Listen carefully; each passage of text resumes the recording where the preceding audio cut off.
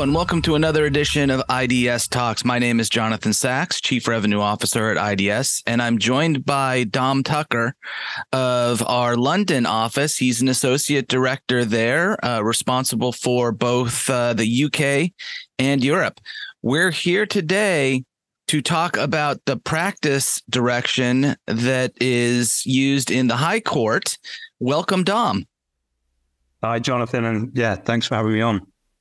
Dom, for some of our listeners who may be first-time listeners and those who are subscribers, they may not know you. So can you just give me and our listeners a brief introduction about yourself? Yeah, sure. So those of you who don't know me, I'm Dominic Tucker. I'm an Associate Director here. I've been at iDS a little over a year now, but I've been in the industry way back since the credit crunch, and sort of e-discovery and litigation support is what I do. A fun fact for our listeners, by the time you actually listen to this podcast, Dom will have completed a century bike ride off-road. He's geared up and ready for it to take place tomorrow. So maybe on an upcoming podcast, Dom, we'll find out just how you did. Yeah, and maybe when they release this, I'll listen to it as I'm going along. So yeah. There you go. Well, let's talk about the practice direction. And I guess the best place to start is the background and how it came into being. Yeah. So the real story is that the whole sort of disclosure regime in England and in the High Court has been refreshed. Initially, that was done through a pilot. Everyone knew it was the disclosure pilot scheme. And that was an initiative really to address what were perceived shortcomings in the UK. I think the previous scheme was seen as being a little bit inflexible and expensive. And that's potentially because it had its roots in, the sort of paper disclosure when everything was in boxes and folders. And that regime was really being bent around modern technology and data. It was causing a bit of frustration. There have been some early reforms, but I think it was generally a feeling that they haven't gone far enough. And there's a strong chance that they were being slightly overlooked in favor of just doing things one way, known as standard disclosure. So from January 2019, pilot came into force and was launched in the business and property courts. And the idea was really to help trial and build a more streamlined disclosure process. So rather than just release some updates to the rules, they were going to be worked through and tested before they came finalized. And that ran for several years until 2022, late last year, when they were formally adopted into a practice direction. So we're now live with this new disclosure regime. Interesting. And so what is in this new, well, not new practice direction, but this now officially adopted, So Tom, Yeah. What's in this formally adopted practice direction? Yeah, okay. So I think first of all, something to point out is that we moved to a regime where cooperation is encouraged and parties are encouraged to collaborate in an early process, engage in an early process, to agree on the scope of disclosure. They have to agree what's known as the disclosure review document ahead of the case management conference. That's known as the DRD, and really it's a document that gets down on paper the scope of the disclosure, who the custodians are going to be, where's the data coming from, how are you going to interrogate it, what are you going to review, and how are you going to produce it, those sorts of details. So there's a real emphasis on early planning. Another thing it does is it encourages the use of technology, so technology-assisted review and other tools. There's not really anything new in the technology, but really it's a shift in thought. Now really you have to justify why you're not using the technology rather than feeling that you really have to go to court and persuade the judge that you should use technology. So a real change in thought process there. Another thing it does is it introduces different models for disclosure. So models A to E, and they are all slightly different in scope and how you might apply them. So there's a bit of flexibility compared to what might have been a sort of one approach fits all approach to standard disclosure that was there before. You can still adopt that approach if you want to, but the scope to kind of be more sensible in scope if that's what the case needs. So Dom, the CMC is when you're going to discuss and hopefully agree to the DRD. For Yeah. those for listeners who may not be so familiar with the CMC, what else happens at that CMC? I'm just curious. The CCMC comes in when the parties have completed their pleadings. They more or less know what the case is now. So they get in front of a judge and have a case management conference where the directions up to and including trial will be laid down. There'll be a timetable as to, when witness statements have to be filed, when disclosure takes place, what experts are they going to be, and when's trial going to be. So ahead of that meeting, the parties really have to agree exactly how they're going to approach disclosure. Got it. Now, and you mentioned the use of technology and having to justify not using it. Do you see cost as being a reason to not use it? I think it would be. I think proportionality comes into strong play here. So obviously we can never take a call on that's really the lawyer's playground. But if the technology is costing, then that's going to certainly feature in the thought process as to whether it can be applied in that case. Definitely.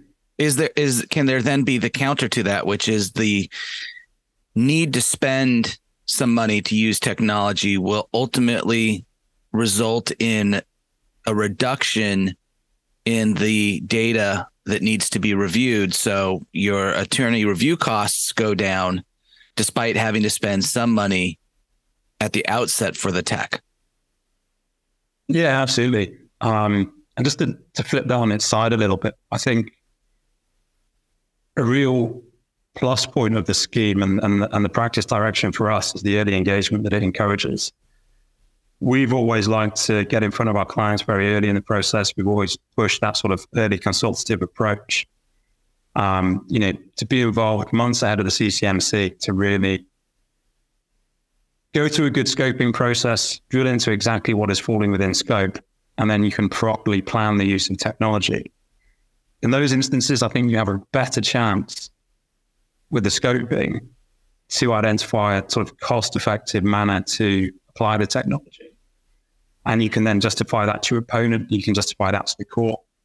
And part of that process might involve, for example, I'm not saying you have to process all of your data, but as part of that process, you could process a subset of your data. You could choose a key custodian, the chief executive, whoever it is, process their mailbox and start to iterate what your model might look like and how you might apply it, how the technology might work. And then in that way, you can start to approach your DRD from quite an informed perspective. You might be able to kind of extrapolate the outcome of your initial investigation over what it might look like over the rest of the data. And that can be quite empowering to get to the CCMC and actually know, firstly, how expensive the technology is, but also exactly how it's going to be applied, and you can understand the sort of cost benefit of it there. I contrast that to another approach to the DRD, which we sometimes see, which is that there can be a tendency to still work through the document at a later stage, closer to the CCMC, at a stage where there isn't the opportunity to look at data. And in that respect, I think cost can become a real issue without having tested the data, without having actually really understood how the technology can be applied. There's a risk that you then go into the CCMC without a proper model for how you're going to apply that technology. And in those instances, we kind of see people starting to hedge their position as to exactly how the technology is going to be used. So I think with proper scoping, you can get around the sort of cost conundrum. But certainly without the testing, and if you leave things a little bit too late, then that cost issue is going to hang on your case a little bit more. Now, you talked about using the technology early to get an understanding of how perhaps you might be best positioned for the DRD, and then when you have that case management conference. Do you have to share with the other side how you're going to use the technology, or you just agree to use technology and that's the extent of how much you need to disclose? I think that's a gray area. I think we see different approaches adopted. When you're adopting TAR, it's not uncommon, particularly internally, to start to draft a sort of TAR protocol as to how you're going to approach it. Whether that actually, falls within the scope of the proceedings as agreed between the parties is really going to vary. Interesting. So you started talking a bit about some of the advantages or the pros of this. Are there more pros to the practice direction and its now adoption? Yeah, absolutely. I think at a high level, everyone knows that alongside trial, disclosure is the most expensive stage of proceedings. So it's a big cost for our own clients. And if you look at it at a sort of industry-wide level, if you look at the sort of, from the context of, the UK legal services industry, this is the most expensive stage of proceedings. And as an industry, we need to be best in class in process, really, don't we? Otherwise, why would people be going through this process? I think what the new practice direction does, it's not perfect, but it does, it does do what I think what we've argued for a long time is that, you need that early stage engagement and planning. It builds that in. And for us, that's even on a sort of client relationship level, that's a real positive for us. On the other hand, I think there's always going to be this contention with it, with cost being tagged into the process. There's always a drive to drive down the cost of litigation, and it's kind of wrapped around it. Sometimes you wonder if you could just let the brakes off a little bit. If everyone could just be allowed to crush the technology a little bit more, we could all become, more competent with the technology, more efficient with the technology. And then perhaps you could rein it back in. We wouldn't be constantly held back by cost, if that makes sense. Oh, it does. It does. Are there other cons that you see to this? I mean, it seems fantastic. Smart way to approach the change in disclosure, yep. The move from paper to electronic. And you've laid out very nicely the advantages as well as a bit of a disadvantage. But you're obviously much closer to this than I am, since you're over in England and I'm here in the US. What other cons? And let's not even call it cons. I think it sounds wrong. What are some of the downsides to this? I think overall, to be truly successful, it has to be engaged with, it has to be adopted. One downside, I think, might be that some parties still might be unwilling to incur costs ahead of everything being ordered. And that's to the detriment of really of sort of full engagement and interrogation of the data for the CCMC.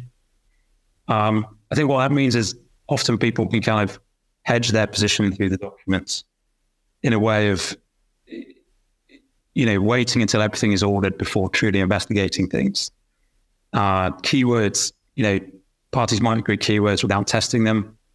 And then that becomes just a hypothetical exercise until the data is processed. And then you might go through several rounds to actually agree what the keywords are going to be.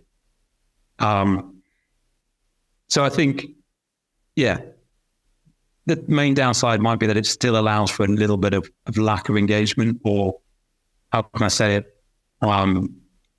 Just the opportunity to try and skirt the process a little. Well, let me ask you this, Dom. You talk about keywords. One of the things that I see a bit over here is lawyers who say we're absolutely using technology. We're using technology-assisted review. And what they're really just doing is keyword filtering and near dupe identification, which is just scratching the surface of the technology of a lot of these tools that are out there. So it sounds like what you're saying is one of the cons here might be a belief that you're using the technology, and technically you are, but you're only using a small fraction of the technology that could be applied. So is that, Dom, so is loaded question here. Is that when it's best to talk to someone like you, because you can help consult on that and provide some guidance and at least provide understanding to these attorneys who are having to now specifically address the use of technology?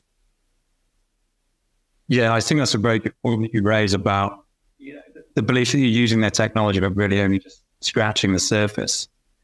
And that ties in again with the early engagement. We can be brought on to consult, just to work through the documents and the process with our clients, understand exactly how and what technology is there beyond, as you mentioned, sort of near deep analysis and duplication. We want to really push boundaries and get into the sort of deep side of TAR and how it can be applied. And then going into the CCMC, sort of fully briefed in respect of these technologies, I think is very empowering. Mainly because on the one hand, you can have a strategic advantage over your opponent who might not be doing that. On the other hand, if they are doing that, then similarly, you need to be empowered in the same way to understand how they're applying their technology. And also, if you go into the CCMC without truly understanding which technologies can be applied, it's very difficult afterwards to play catch up, I think, particularly if you've hedged your position. You might have a wish to use the technology, but by the time that the deadlines are ordered and everything's moving forwards, the boat might almost have departed, by the time you start to really think about it. So, Tom, would you then say that having an understanding for you, right? Yeah. For you and what you do in terms of clients you work with. Yeah. For you, having an understanding of what the claims are or what the defenses are at the outset to help inform how the technology is used. Yeah. Important? Absolutely. I think what's most important is the will to meet in the middle, so to speak. It's easy if you're dropped into a process such as this without perhaps having experienced it before or experienced it in a different way before, to feel intimidated by the technology. And a response to that intimidation might be, let's take a light process on it and keep things safe. But I think what we like to see is, sort of meeting in the middle. We'll get to know the case, and in doing so, we can start to advise and consult with you on the technology. And we can start to bridge that gap in the technological knowledge ahead of time so that people can be more comfortable when they do get into the CCMC. Interesting. Well, I want to thank you, Dom, for joining us today, as well as our regular subscribers and those that may be first-time listeners. If you'd like to learn more about IDS or want to subscribe to our IDS Talks podcast, you can visit idsinc.com or wherever you normally get your podcasts from.